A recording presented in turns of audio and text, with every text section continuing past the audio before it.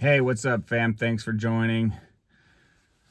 So, I'm sure a lot of you guys know, but in life, and especially in business, being a nice guy gets you absolutely nowhere. And so, some of us are like born that way, or it's like it's how we're born and how we're raised that we end up kind of just like being a nice guy. And so, for those who really don't know, a nice guy, he has a hard time saying no to people. He has a hard time speaking up sometimes. For I'm not talking about me specifically, but I have a lot of these, I have some of these traits, not necessarily all of them, but the typical traits are like you have a hard time saying no, you want to be a people pleaser, you're not great at sticking up for yourself or speaking up. um it can tie in with being more introverted because like you just don't want to be around a lot of people or like talk to a lot of people or like make a lot of phone calls.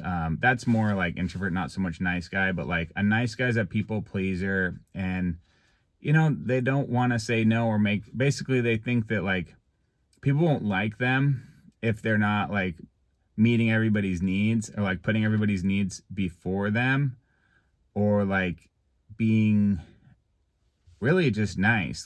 And that means like meaning it's different than to be nice than good. Like a good man does a lot of different things than like a nice guy. But a good man at times has to be selfish, not in the negative use of the word selfish, but has to think of themselves and put themselves ahead of others that shouldn't be put in front of the self. Get it? So like selfish would be like the negative selfish would be like I have food, I won't share it with my kids, friends, or family.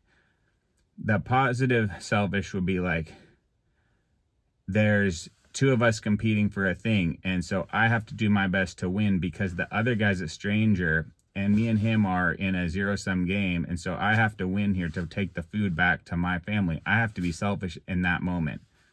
And so nice guys, they have a problem of not doing that. And so tying this into, you know, work and business,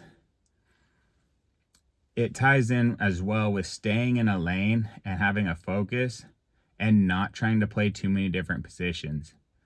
So like I have a lot of different people that come to me, but it's all for the mainly the same thing. Like I'm doing the same thing, working on checking on people's like pipes in their house. Like to simplify it, really, it's like to check their main sewer pipes and seeing how that stuff all works and shapes out. And that's what I'm really specialized at. And so I get a call from someone and they say, we want you to come check out the pipe, make sure it's all good. We're getting ready to sell this place. Okay, come check it out. Oh, by the way, someone else pointed out that the connection to the sink, the kitchen faucet, so like the kitchen faucet connection underneath, if you open up the cabinets, there's pipes and stuff there. And that supplies into your faucet. And they're like, hey, can you come and deal with this? It was found to be leaking. Now, normally my company would never touch that stuff because, like I said, we have a niche, we have a lane where we stick with is that sewer pipe that comes out of the house. But these are people I've worked with a lot, and I didn't want to, for whatever reason, if you're not sharp, you make these mistakes. So every day you have to stay sharp and you have to be in your game and you can't be distracted. So I don't know what the reason was, but I go, sure, I'll do it. Probably because it was just one thing. Hey, can you just take this one thing and fix it? Sure, I fixed it. Well, then they go, also this other stuff came up. Now we want you to fix A, B, and C. And these are all things that I can do and I'm licensed to do. But it's not in our wheelhouse because specialization and streamlining is the key to business. And so we're streamlined and specialized in our main focus. This is outside our focus. Yes, we can do it. But since I'd already said yes to the one, because I like these people, I've worked for them a lot and they like me, and hey, I just take care of you. I've already said yes to the one. The problem now snowballs and it compounds. So I made one mistake after the other. Instead of saying, no, at this point, we got to send you over to Bob. He can do this. He's a separate company that we send this stuff to when we don't do it. I was a nice guy and just, it's not even just a nice guy. I think I was just straight up just spacing. I don't know. I wasn't focused and I wasn't locked in and I wasn't thinking. And so you have to think. And the difference between someone who gets far in business and in life is someone who thinks. And the difference between someone who stays as a drone or a worker in the trenches is someone who doesn't think. They're not sharp between the ears. And so long story short, we had a guy in my company come do the rest of the list they wanted. We did everything they asked. A week and a half later, we get a call. This is Monday. This is today. Hey, there's water pooling up in this bathroom and it's soaked into the carpet and into the walls. And I'm like, no, why did I do it? Why did I do it? I go over there to check it out. It's something that we didn't really even do per se. So like if there's two parts onto a system and they say replace part A and they didn't say replace part B, we took care of what they asked for.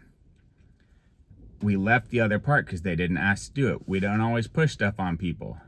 You know, it's not like every time you go to someone's house or business and doing work for them, they ask you to do A and you say, well, we're going to do A, but what about doing B, C, and D? We don't always do that. So we took care of what they wanted, and there was another piece that didn't get touched, and that leaked slowly.